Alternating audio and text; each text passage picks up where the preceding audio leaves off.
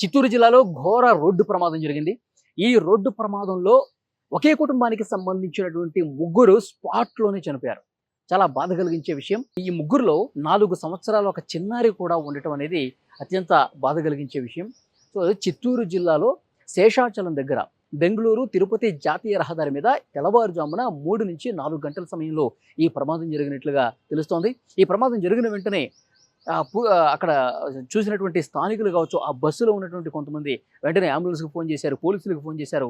వెంటనే వచ్చేసి ఆ దృశ్యాన్ని చూస్తే నిజంగా చాలా బాధ కలిగించే దృశ్యం. ఎందుకంటే ఆ ప్రమాదం ఏ స్థాయిలో జరిగిందో, ఎంత తీవ్రంగా జరిగిందో ఆ దృశ్యాలు చూస్తుంటేనే కనిపిస్తోంది. ఎందుకంటే తెల్లవారుజామున సరిగ్గా 3-4 గంటలు అవుతున్నటువంటి ఆ సమయంలో ఒక రోడ్డు పక్కన ఆగి ఉన్నటువంటి ఒక బస్సుని వెనక నుంచి వచ్చినటువంటి ఈ కారు చాలా వేగంగా బలంగా ఢీకొట్టింది. ఎందుకంటే ఎంత బలంగా ఢీకొట్టిందంటానికి ఆ దృశ్యాల్లో మనం చూడొచ్చు.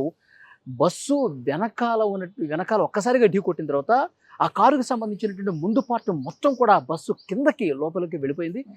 ఆ కారుకి సంబంధించిన ముందు భాగం పూర్తిగా నుజ్జు అయిపోయింది.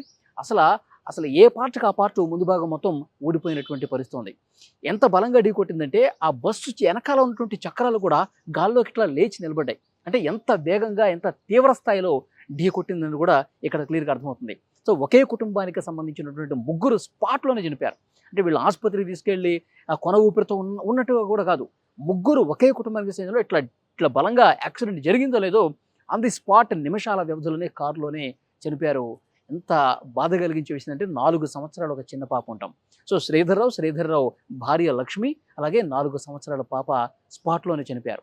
ఇంకా అక్కడ చూసినటువంటి స్థానికులు వాళ్ళని కాపాడదామని చేసినటువంటి ప్రయత్నాలు కూడా ఫలించలేదు. ఎందుకంటే మొత్తం లోపలికి దూసుకుపోవడంతో బస్సు కిందకి దూసుకుపోవడంతో ఆ డోర్‌లు ఓపెన్ కావట్లేదు. వాళ్ళని బయటకి తీయటం కూడా అసలు వాళ్ళ వల్ల కాల. వెంటనే అంబులెన్స్‌కి, పోలీసులకు కూడా ఫోన్ చేపిస్తే అప్పుడు క్రెయిన్ తీసుకొచ్చారు. ప్రొక్లైనర్‌ని తీసుకొచ్చి ఆ లోపల ఇరుక్కుపోయినటువంటి ఆ కార్‌ని అతి కష్టం మీద బయటికి తీసినటువంటి పరిస్థితి ఉంది. సో, దీనికి కారణం అతి వేగమే, నిద్రమొత్తే కారణం అని చెప్పి తెలుస్తోంది. ఈ డ్రైవర్ ఉన్నాడు. డ్రైవరు ఇప్పుడు కొన ఊపిరితో కొట్టుమిట్టాడుతున్నాడు. డ్రైవరు రెస్క్యూ చేసే టైంలో బతికే ఉన్నాడు. అతన్ని వెంటనే ఆసుపత్రికి తీసుకెళ్లారు. అతను కొన ఊపిరితో కొట్టుమిట్టాడుతూ ఉన్నాడు.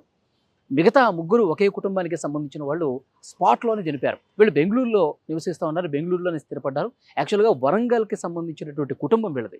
వీళ్ళు చాలా రోజుల క్రితం బెంగుళూరులో స్థిరపడ్డారు. అక్కడ జాబులు చేస్తూ ఉన్నారు ఆ కుటుంబం. తిరుమల శ్రీవారి దర్శనం కోసం తెల్లవారుజామున బయలుదేరారండి.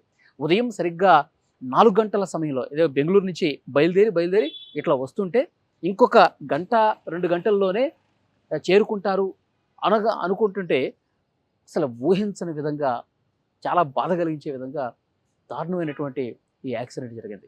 ఈ కుటుంబాల్లో వీళ్ళకి సంబంధించినటువంటి ఫ్యామిలీ మెంబర్స్, ఇతర బంధువులకి ఫోన్ల ద్వారా పోలీసులు సమాచారం అందించారు. ఆ కుటుంబం తీవ్ర విషాదంలో మునిగిపోయినటువంటి పరిస్థితి ఉంది. అంటే అసలు ఏ ప్రమాదం ఎటువైపు నుంచి ముంచుకొస్తుందో కూడా తెలియట్లేదు. కేవలం అతి వేగం, నిద్రమొత్తే కారణంగా తెలుస్తోంది. ఆ బస్సులో ఉన్నటువంటి వాళ్ళు కూడా కొంతమందికి స్వల్ప గాయాలైనటువంటి, ఎందుకంటే వెనక నుంచి బలంగా ఢీకొట్టడంతో వెనకాల కూర్చున్నటువంటి ప్రయాణికులు బస్సులో ఎవరైతే ఉన్నారో వాళ్ళు కూడా ఒక్కసారిగా కుదుపుకు గురయ్యారు, ముందుకి ఎగిరిపడ్డారు. కొంతమందికి స్వల్పంగా గాయాలైనట్టు తెలుస్తుంది. వాళ్ళని వెంటనే స్థానికంగా ఉన్నటువంటి ప్రభుత్వ ఆసుపత్రికి తీసుకెళ్లి చికిత్స అందిస్తున్నారు. ఈ బస్సు డ్రైవరు చెప్తా ఉన్నాడు, వాళ్ళు చాలా వేగంగా వస్తున్నారు. అసలు అంత వేగంగా వచ్చినప్పుడు ముందు ఏముంది, ఏం లేదు చూసుకొని జాగ్రత్తగా ఒక పక్క నుంచి వెళ్తారని చెప్పేసి ఎవరైనా అనుకుంటారు. కానీ ఒక్కసారిగా అసలు మేము ఊహించలేదు. అది చాలా ఫాస్ట్‌గా వచ్చి ఢీకొట్టారు. ఆ నిద్ర మత్తులోనే ఒక్కసారి ఏమన్నా వాళ్ళు అట్లా నిద్ర మత్తు ఉండటం చేతే ఒక్కసారిగా వాళ్ళు ఈ పొరపాటులో స్టీరింగ్ అటు ఇటు తిరిగి ఒక్కసారిగా ఢీకొట్టారేమో అని చెప్పి ఆ బస్ డ్రైవర్ కూడా చెప్తున్నటువంటి పరిస్థితి. కానీ ఏదేమైనప్పటికీ కూడా ఒక కుటుంబం పూర్తిగా చనిపోవటం అనేది, అందులో 4 సంవత్సరాలు ఒక చిన్నారి ఉండటం అనేది చాలా బాధ కలిగించే విషయం. వీళ్ళ బంధువులందరూ కూడా అక్కడ ఏ ఆసుపత్రుల్లో అయితే వాళ్ళు ఉంచారో అక్కడికి ఏడ్చుకుంటూ చాలా బాధతో, శోకంతో వస్తున్నటువంటి పరిస్థితి కనిపిస్తుంది. పోలీసులు చెప్తానే ఉన్నారు, మీరు ఈ ఈ జాతీయ రహదారుల మీద ప్రయాణం చేసేటప్పుడు చాలా జాగ్రత్తగా ఉండాలి. ఏమాత్రం ఏమరపాటు వద్దు. ప్రమాదాలు కళ్ళు మూసి కళ్ళు తెరిచేలోపు ప్రమాదాలు జరిగిపోతా ఉన్నాయి. రెప్పపాటులో ప్రమాదాలు జరుగుతున్నాయి. కుటుంబాలు రోడ్డున పడే పరిస్థితి.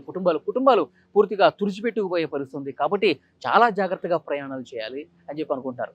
దైవ దర్శనం కోసం వెళుతున్నటువంటి ఈ కుటుంబం, వరంగల్కి సంబంధించిన కుటుంబం, బెంగళూరులో స్థిరపడినటువంటి ఈ కుటుంబం, వాళ్ళు తిరుమల శ్రీవారిని దర్శించుకుందామని వెళ్తుంటే, ఆ దేవదేవుడిని దర్శించుకుందాం వెళ్తుంటే ఆ తిరిగి రాని లోకాలకు ఆ దేవుడి దగ్గరికే వెళ్ళిపోయారా అంటూ వాళ్ళకి సంబంధించిన బంధువులు గుండెలు బాదుకుంటూ ప్రశ్న రోజుస్తూ ఉన్నారు. అంటే ఈ మధ్యకాలంలో ప్రమాదాలు చాలా ఘోరంగా జరుగుతున్నాయి. 2 రోజుల క్రితం మనం చూసాం మార్కాపురం దగ్గర ప్రైవేట్ ట్రావెల్స్ బస్సు ఏ విధంగా అగ్నికి ఆహుతైంది. ఆ టిప్పర్ని ఢీకొట్టి డీజిల్ ట్యాంకర్లో ఉన్నటువంటి ఆయిల్ మొత్తం లీక్ అయ్యి ఒక్కసారిగా రెండు కూడా మంటలు చిక్కుకొని ఎంత ప్రయాణికులు కాలిపోయారు. ప్రయాణికులందరూ కూడా వెనకాల కూర్చున్నటువంటి వాళ్ళు అసలు దిగలేక అప్పటికే మంటలు అంటుకోవడంతో చనిపోయారు, స్పాట్లోనే చనిపోయారు. ఇంకా ప్రమాదం కళ్ళ ముందు కనిపిస్తుంది. ఇక తరచుగా ఇలాంటి ప్రమాదాలు జరుగుతూ ఉన్నాయి. అందుకే రోడ్డు భద్రతా అధికారులు కావచ్చు, పోలీసులు కావచ్చు, అందరూ కూడా చెప్తా ఉన్నారు, చాలా జాగ్రత్తగా ఉండండి, ఏమాత్రం నిర్లక్ష్యం వద్దు అని చెప్పి పదే పదే చెప్తున్నప్పటికీ కొంతమంది నిర్లక్ష్యంగా ప్రయాణం చేసి, నిర్లక్ష్యంగా వేగంగా ప్రయాణం చేసి ఇప్పుడు ఆ కుటుంబం మొత్తం కూడా కోల్పోయినటువంటి పరిస్థితి ఉంది. చాలా బాధ కలిగించే విషయం. ఇంకా వాళ్ళకు సంబంధించినటువంటి ఆ పోస్ట్ మార్టం ఏదైతే ఉందో అది జరుగుతోంది. పోలీసులు మళ్ళీ కూడా హెచ్చరిస్తూ ఉన్నారు, నిర్లక్ష్యం వద్దు అని. కానీ ఈ ఘటనను చూసిన తర్వాత అక్కడ ఆ బస్సులో ఉన్నటువంటి ప్రయాణికులు కావచ్చు, బస్సు డ్రైవర్ కావచ్చు, అటుగా వెళ్తున్న వాళ్ళు ఒక హృదయ విదారకమైనటువంటి ఘటన ఏంటంటే, అందులో ఉన్నటువంటి కుటుంబంలో తండ్రి తన 4 సంవత్సరాల ఒక చిన్నారి పాపను కాపాడుకోవాలి, ఆ చిన్నారి పాపకి ఏమీ కాకూడదు అని ఎంత పరితపించాడు అన్నది ఆ కారులో చూసినప్పుడు అర్థమవుతుంది. ఎందుకంటే ముగ్గురు స్పాట్లో చనిపోయారు, కానీ ఆ తండ్రి చెయ్యి మాత్రం ఆ పాపకి చెయ్యి ఇట్లా అడ్డు పెట్టి ఉన్నటువంటి దృశ్యం కనిపించింది. అంటే ఈ ప్రమాదం జరుగుతున్నటువంటి సమయంలో, రెప్పపాట్లో జరిగినటువంటి ఈ ప్రమాదంలో తన కూతుర్ని ఎలా అయినా కాపాడాలి, తన కూతురైనా కనీసం బతకాలన్న ఉద్దేశంతో చెయ్యి ఇట్లా అడ్డం పెట్టి తనకేమీ కాకూడదు అన్నట్టుగా ఆ తండ్రి చెయ్యి అలాగే ఉందండి. చూసిన వాళ్ళు నిజంగా కన్నీళ్ళు వస్తాయి.